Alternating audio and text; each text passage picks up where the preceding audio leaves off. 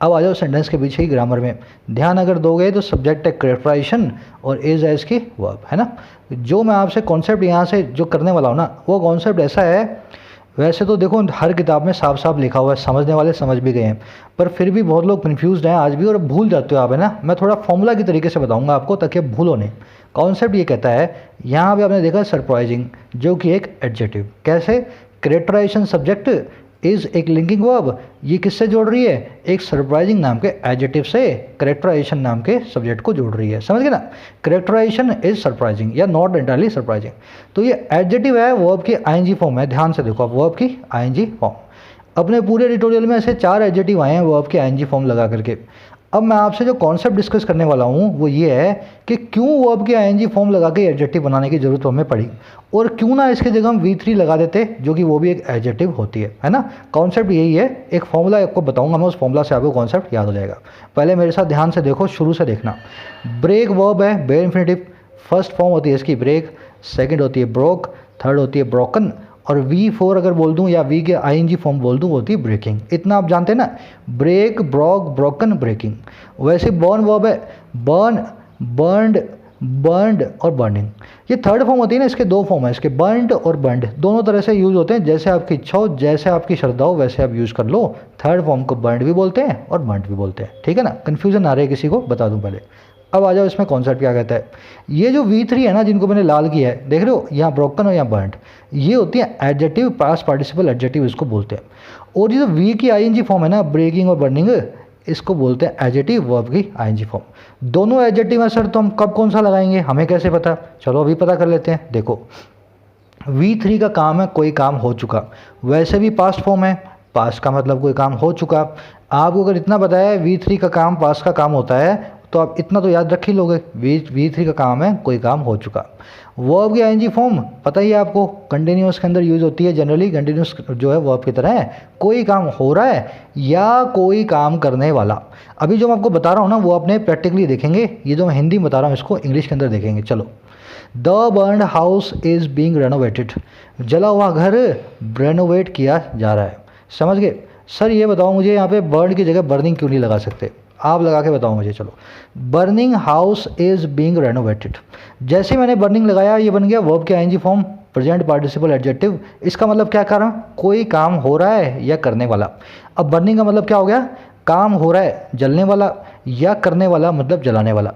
तो इसका मतलब ये हो गया, जलने वाला या जलाने वाला हाउस रेनोवेट किया जा रहा है। एक हाउस है जो जल रहा है, इधर से कुछ लोग आए, इंटीरियर जो है डिज़ाइनर, वो ऐसे बात कर रहे हैं, यहाँ किचन बनाएंगे, यहाँ पे अपने रूम बनाएंगे, यहाँ बाथरूम्स बनाएंगे, है ना। जलता हुआ हाउस है, वहाँ करके उस पर रेनोवेट कर रहे हैं, हो सकता है ऐसा?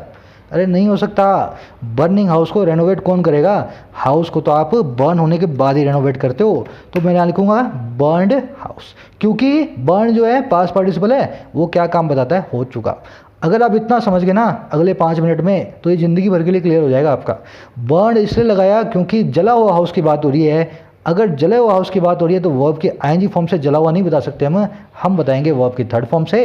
तो थर्ड फॉर्म होती है बर्न्ड, तो मैं क्या लिखूंगा, द बर्न्ड या burned house is being renovated. अगला सेंटेंस देखो, people ran out of the burning building, लोग भाग करके बाहर निकले बर्निंग बिल्डिंग में से।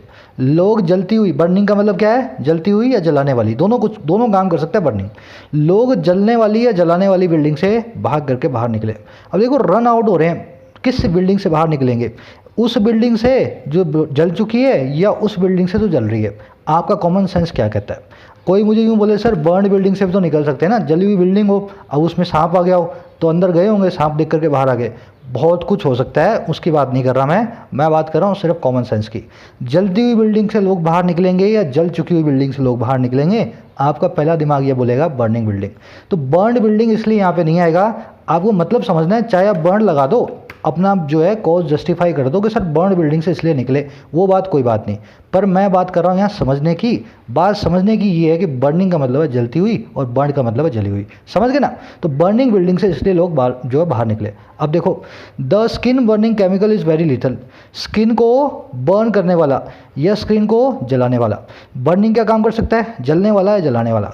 स्किन जलने वाला या स्किन जलाने वाला केमिकल बहुत लिथल है, बहुत ही मारक है। अब यहाँ पे इस बर्निंग की जगह मैं बर्न लिख दूँ, skin burn chemical is very lethal. Skin जला हुआ, देखो बर्न का मतलब तो क्या होता है, जला हुआ, जो काम हो चुका, वो केमिकल जिसकी स्किन जली हुई है वो बड़ा लीथल है। ऐसा हो सकता है एक केमिकल है, उसकी स्किन है जली हुई और वो काला सा केमिकल है और सबको जो है लीथल लगता है, वो ऐसा होता है? नहीं होता। स्किन को जलाने वाला केमिकल है, जलाने वाला काम करने वाला होता है, वर्ब की आईएनजी फॉर्म, होने वाला या करने वाला दोनों के लिए आईएनजी फॉर्म, तो मैं क्या लिखूंगा? बर्निंग। तो skin burning chemical is very little. समझ गए? ये 2 बार लिख दिया मैंने। आ जाओ, अब इसी को मैं बर्न को ना ब्रेक पे लगा के दिखा रहा हूँ और क्लियर हो जाएगा आपको, एक बार थोड़ा सा ध्यान से आप देखोगे तो। The broken chair was sold, टूटी हुई कुर्सी बिक गई। The broken chair was sold. अब ये बताओ यहाँ पे सर ब्रेकिंग लगा सकते हैं क्या? अब ब्रेकिंग का मतलब क्या है? जो टूट रही है या तोड़ने वाली है। एक ऐसी चेयर है जो तोड़ देती है, जो चीज़ उसको दिखे वो चेयर अपने आप है खड़ी होकर के और पास में जो चीज़ पड़ी है उसको तोड़ देती है। ऐसी चेयर हो सकती है कोई? नहीं हो सकती। अच्छा, टूटती हुई कोई चेयर हो सकती है? सर ये पिछले 3 दिनों से टूट रही है, एक पाया टूट गया, दूसरा पाया, ऐसा हो सकता है? नहीं हो सकता। मतलब क्या कहने का? चेयर वो है जो ऑलरेडी टूट चुकी है, ना वो ब्रेकिंग हो सकती है ना किसी को तोड़ने वाली हो सकती है, इसलिए मैंने यहाँ लगाया ब्रोकन चेयर वॉज सोल्ड। बस यही कॉन्सेप्ट है इसको। अगले में देखो, the heart breaking news made us sad. दिल को तोड़ने वाली न्यूज़ ने हमें सैड कर दिया। अब ये ब्रेकिंग की जगह ब्रोकन लगा दो। द हार्ट ब्रोकन न्यूज़, ऐसी न्यूज़ जिसका दिल टूटा हुआ था उसने हमें सैड कर दिया। न्यूज़ ये ऐसी आई जिसका दिल टूटा हुआ था, है ना, दिल टूटी न्यूज़ आई और हमारा भी दिल सैड कर दिया। हो सकता है ऐसा? नहीं हो सकता। न्यूज़ वही होती है जो आपका दिल ब्रेक करे, न्यूज़ का खुद का दिल तो है ही नहीं, तो ब्रोकन हो ही नहीं सकता। समझ गए? After hearing the news everyone was heart broken. अब यहाँ पे हार्ट ब्रेकिंग नहीं लगा सकते। न्यूज़ को सुनने के बाद हर आदमी हार्ट ब्रेकिंग था, हर आदमी दिल को तोड़ने वाला था। दिल को तोड़ने वाला नहीं था भाई, दिल सबका टूट चुका था, तो हार्ट ब्रेकिंग नहीं, हार्ट ब्रोकन। अगर आप इतना सीख गए, आप प्रेजेंट और पास्ट पार्टिकल्स को सीख गए। ये करने वाला है ना, करने वाला, इसको बहुत लोग मिस कर देते हैं। हो रहा है और हो चुका है ये तो आप जानते हो, पर लेकिन ये करने वाला भी होता है ना। ये एक बर्निंग बिल्डिंग भी हो सकती है जो खुद भी जल रही हो, और एक बर्निंग केमिकल भी हो सकता है जो किसी चीज़ को जला भी रहा हो, है ना। तो मिस ना करें इसको, एक बार रिपीट कर लें इसको, कॉन्सेप्ट को। ये आपका एक छोटा सा क्विज है, इसका 5 इसके क्वेश्चंस है। पांचों क्वेश्चंस को आपको करना है सॉल्व। हर क्वेश्चन के अंदर एक पास्ट पार्टिसिपल है, एक प्रेजेंट पार्टिसिपल है। आपको अपनी समझ के हिसाब से उस सही पार्टिसिपल को लगाना है। तो चलिए जरा क्विज से क्वेश्चन सॉल्व करते हैं। आई होप आप सबने पहले खुद से ट्राई किया होगा। पेन बुद्धि चलाओगे तभी आपको इस लेक्चर का फ़ायदा होगा। अ लूजिंग या लॉस्ट अपॉर्चुनिटी नेवर रिटर्न्स। ऐसी अपॉर्चुनिटी कभी वापस नहीं आती जो या तो लूज़ कर गई हो या लूज़ हो चुकी हो। लॉस्ट V3 है, लूजिंग V की ING फॉर्म है। क्या लगेगा यहाँ पे?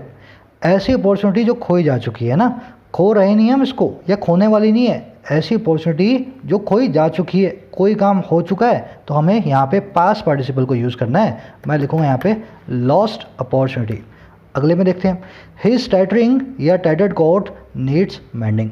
उसका फटा हुआ कोट, उसको मेंडिंग की ज़रूरत है। टैटर्ड वर्ड मैंने आपको बता रखा है वोकैबुलरी वीडियोस में। टैटर मतलब कटा छटा फटा। अब देखो ये बताओ मुझे, उसका फटा हुआ कोट है, फाड़ने वाला कोट है, या फटा हुआ कोट है। बात हो रही है एक ऐसे कोट की जो पहले से फटा हुआ है, अभी तो फट नहीं रहा है ना। तो उसके लिए हमें क्या यूज़ करना पड़ेगा यहाँ पे? टैटर्ड वर्ड को। तो मैं यहाँ लिखूँगा his tattered coat needs mending. चलिए अगले की तरफ बढ़ते हैं। द वरिंग या worried trend is spreading like fire. Trend जो है लाइक फायर फैल रहा है, स्प्रेड हो रहा है। कौन सा ट्रेंड? वरी करने वाला ट्रेंड, परेशान करने वाला ट्रेंड, या परेशान ट्रेंड। क्या कोई रुझान, कोई ट्रेंड ऐसा हो सकता है जो खुद ही परेशान हो? जब वो खुद परेशान नहीं हो सकता तो वरीड यहाँ नहीं लग सकता। यहाँ पे परेशान करने वाले की ज़रूरत है, वरिंग की ज़रूरत है, तो मैं यहाँ लगाऊंगा वरिंग ट्रेंड इज जो है स्प्रेडिंग लाइक फायर। देखिए यही फॉर्मूला है, इस फॉर्मूला से आप चलेंगे तो आपके पास कभी भी पार्टिसिपल क्वेश्चन के अंदर कन्फ्यूजन नहीं रहेगा। और एक सेंटेंस देखते हैं, नोबडी वॉन्ट्स अ डिससेटिस्फाइड और डिससेटिस्फाइंग जॉब। किसी को भी ऐसी जॉब नहीं चाहिए जो डिससेटिस्फाइड हो या डिससेटिस्फाई करने वाली हो। आपको असंतुष्ट करने वाली जॉब चाहिए या नहीं चाहिए, या जॉब खुद ही असंतुष्ट हो वो नहीं चाहिए। जॉब खुद असंतुष्ट नहीं हो सकती, डिससेटिस्फाइड नहीं हो सकती। यहाँ पे बात हो रही है असंतुष्ट डिससेटिस्फाई करने वाली जॉब की, तो मैं यहाँ पे लिखूँगा डिससेटिस्फाइंग जॉब। लास्ट सेंटेंस कहता है एन एनकरेजिंग या encouraged wife is the secret of his success. उसकी कामयाबी के पीछे उसकी वाइफ है ना, कौन सी? एनकरेजिंग या एनकरेज्ड। वाइफ कैसी हो सकती है? जो एनकरेज्ड हो, खुद ही बहुत हो एनकरेज या एनकरेजिंग हो, एनकरेज करने वाली हो। आदमी की बात हो रही है, उसके सक्सेस की बात हो रही है। हमें चाहिए एक ऐसी वाइफ जो उसकी सक्सेस के लिए उसको एनकरेज करे। बात हो रही है एक ऐसे इंसान की जो उसको बढ़ावा दे, उसको बूस्ट करे, उसको प्रोत्साहन दे। तो बात हो रही है यहाँ पे एनकरेजिंग वाइफ की, है ना। एनकरेज वाइफ हो सकता है आपको अच्छा लग रहा हो, वाइफ है सर एनकरेज भी तो हो सकती है ना, बिल्कुल हो सकती है, पर उसकी सक्सेस से क्या कनेक्शन है उसका। हमें तो ऐसी ही वाइफ चाहिए थी जो यहाँ पे उसको एनकरेज करे ताकि वो ज़िंदगी में जाकर के सक्सेसफुल हो। तो अगर इस कॉमन सेंस के हिसाब से चलेंगे तो लास्ट के अंदर आएगा encouraging. If you understood this concept, please give the video a thumbs up. These concepts are done during the editorial videos on our channel every day. You can join me in those videos as well. Please consider subscribing to the channel if you haven't already. Signing out.